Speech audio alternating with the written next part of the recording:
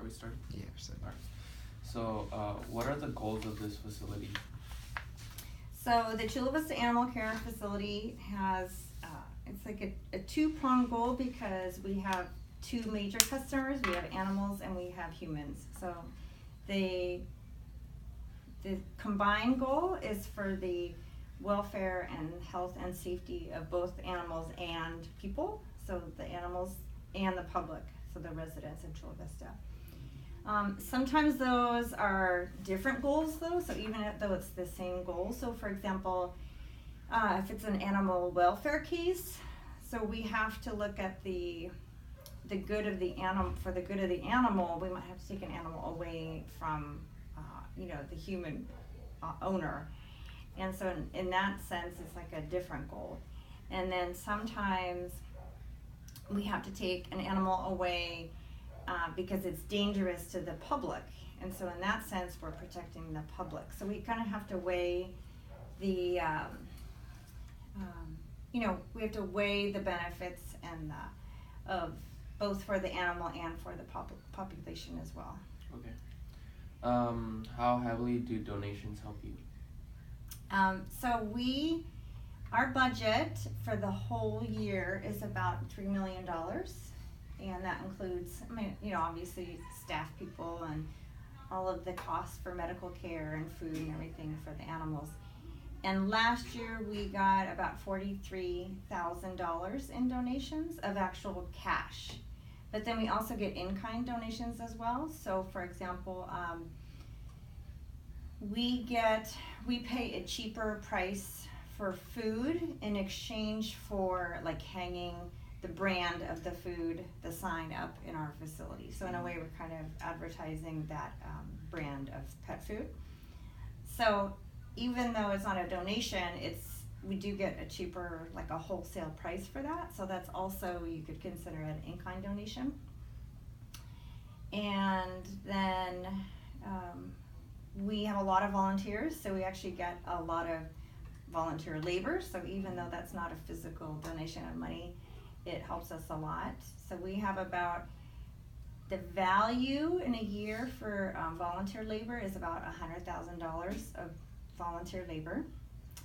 And then we also get actual in-kind donations from people. So they'll do a drive for us, like one group, a Rotary Club did a towel drive for us. So we got a lot of towels for grooming our animals and stuff like that. And then Frank Subaru recently in National City, they did a drive for us as well. And so we got a lot of dog toys and things like that. And sometimes like a high school group or maybe maybe a Girl Scout troop or something like that, we'll do like a drive also. So even though those are donations like in other ways, Yeah. So. How are the animals here affected by this facility? Well, I mean, a lot of the animals that we get really would be homeless without this shelter. So we're a municipal shelter, so that means we take in all animals. So even if they're old, they have health problems, if they're dangerous, so we basically are taking in all kinds of animals that otherwise on the street would not fare very well. So in a year we see almost 7,000 animals, and that's mostly cats and dogs, but then right now we also have 2 chinchillas and an iguana and a snake, and we get birds and other animals. So for those animals, I mean, they're well fed, they get all the medical care they could possibly need here. Their sleeping conditions are very good, so the cats are inside, and the dogs, even though they're outside, we actually have heaters above them, so at night the heater is on, and they have beds in their kennels, so they're pretty well cared for. We have our own staff, and then we also have volunteers that walk with them and exercise them, so we do the best we can for them. Yeah. How has working here affected you personally?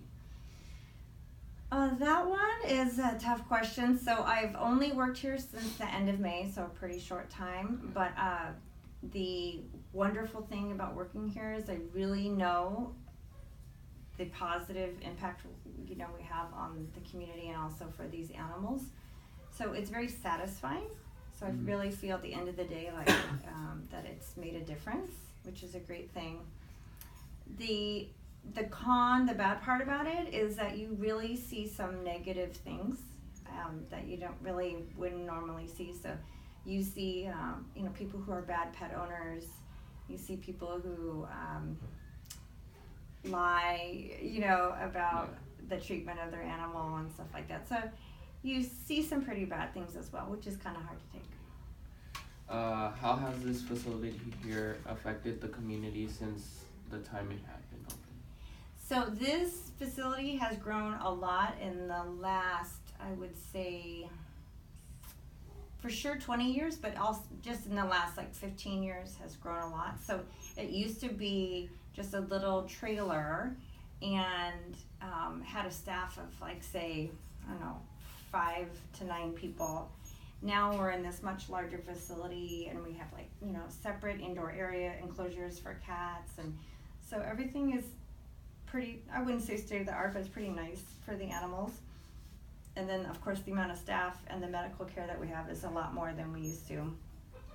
We have had significant improvement in our live release rates over the years. So this is only in just a 4-year span, but you can see the percentage of the time that we're actually able to exit an animal without having to put it down has improved just in the last 4 years. So dogs, we've gone from 79 to 90, and for other, we've gone from 78 to 82. Cats, we've had a huge improvement, 42 to 62. This number still remains lower than the others because of the feral cat issue. So you have a lot of cats that are just unable to be adopted. They don't want to be with people. So that's been a huge increase. And then we also have had a tremendous impact on spay and neutering animals to try to reduce pet overpopulation. So just in 1 year, we do a lot of free clinics for low-income residents to spay or neuter their pets. And just last year, for the public clinics for free spay neuters, we did about 600 free spay neuters. So that's 600 animals that aren't going to be reproducing and contributing to the pet overpopulation. So that's great, and we've increased the amount of adoption events, and last year we had, you know, nearly 2,000 adoptions, which is great. So I think that kind of answers your question, right? Yeah. Okay. So thank you very much for this interview. Sure. Yeah, you're welcome. Good luck.